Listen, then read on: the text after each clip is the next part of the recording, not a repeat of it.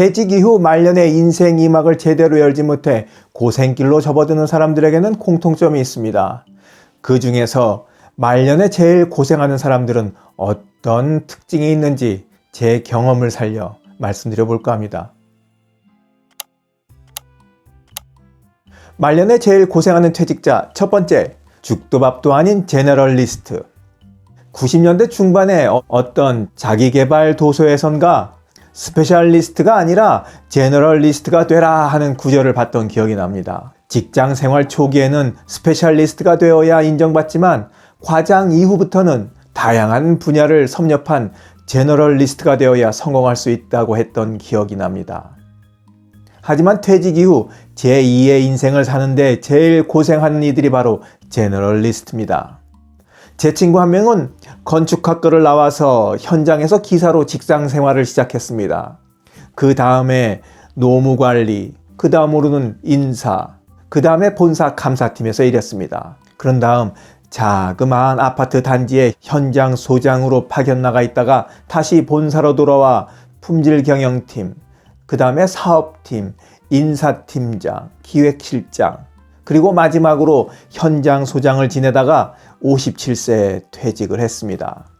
그는 술 한잔 걸치면 죽도 밥도 아닌 제너럴리스트가 되어서 무엇 하나 제대로 하는 게 없다고 탄식을 합니다. 회사에 다닐 땐 인재랍시고 필요할 때마다 이 부서 저 부서 발령을 내는 바람에 직장 생활할 때는 두루 요직을 거친다며 좋아했는데 퇴직을 하고 나니 전문 분야가 없어서 재취업하기가 너무 힘들었다고 얘기를 합니다. 사실 기술직은 스페셜리스트라 할 수 있지만 대부분의 관리직은 제너럴리스트입니다.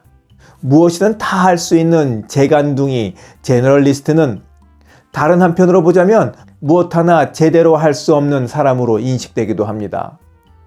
다 조금씩 잘하는데 어느 누구보다 제일 잘한다는 게 없으니 인생이 애매해지는 겁니다. 이런 제너럴리스트가 퇴직하고 나서 인생 2막을 여는데 제일 고생합니다. 재취업도 힘들지만 인생 후반전의 방향을 잡기도 여간 힘든 게 아닙니다. 자격증을 갖고 있는 기술직들이야 재취업하기도 괜찮은 편이지만 관리직들은 이 제너럴리스트에서 벗어나기가 여간 어려운 게 아닙니다. 자격증이 있어야 한다지만 자격증을 따고 나면 유관 경력을 요구하기 때문에 이 자격증도 거의 쓸모없게 됩니다. 그래서 관리직들은 스페셜리스트가 되기 위해서 퇴직이 닥치기 전에 빨리 자신의 전문성을 확보해야 합니다. 회사를 다니면서 퇴근 이후 시간이든 주말을 이용해서라도 그 전문 분야의 경험을 쌓아야 하는 거죠. 퇴직한 다음에 어떤 분야의 스페셜리스트가 되고 싶다면 퇴직한 다음부터 그 분야의 초보자로 첫 발을 디디는 것이 아니라 적어도 퇴직 5년 전부터 기초 소양을 쌓아 퇴직할 때는 웬만한 수준에 도달해 있어야 하는 거죠. 말년에 제일 고생하는 퇴직자 두 번째 유형, 퇴직의 충격에서 벗어나지 못하는 사람. 평생을 회사 인간으로 충성을 다하며 살다가 하루아침에 버려졌을 때 충격받지 않을 사람이 없습니다. 그 배신감에 누구는 분노하고 좌절하기를 반복하며 지내고 또 어떤 이는 이웃 사람들에게 퇴직자임을 드러내고 싶지 않아 낮 시간에는 스스로를 집에 가두고 은둔자로 살아가기도 합니다.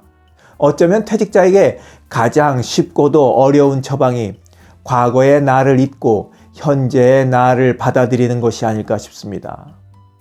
어제까지도 말만 하면 다 아는 대기업의 임원으로 있었는데 하루아침에 그냥 동네 아저씨, 동네 할아버지가 되어버린 겁니다. 그래서 퇴직자로서 현재의 나를 받아들이기가 여간 어려운 게 아닙니다. 현재의 나를 받아들이는 거부감이 강하다 보면 스스로 허물어지는 경우가 있는데 회사와 자신을 동일시하며 회사 인간으로 충성을 다한 사람일수록 이런 경향을 강하게 보입니다. 건강했던 사람이 퇴직 후 1, 2년 내에 사망하는 경우를 보게 됩니다. 퇴직에 대한 충격과 스트레스에서 벗어나지 못해 암이나 뇌졸중 같은 것에 걸려 그렇게 황망하게 요단강을 건너더라고요. 여러분들은 퇴직 이후에 그 충격에서 잘 벗어나셨습니까? 그 충격에서 잘 벗어난 것만으로도 자신의 어깨를 토닥토닥 잘했다 격려해 주셔야 마땅합니다.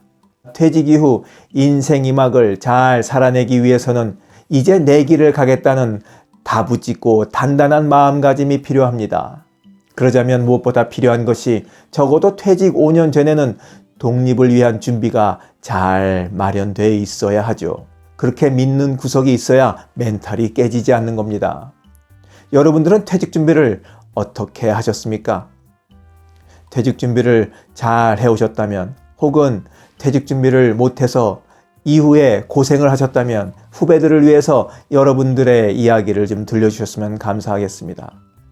지금까지 원더풀 인생 후반전이었습니다. 감사합니다.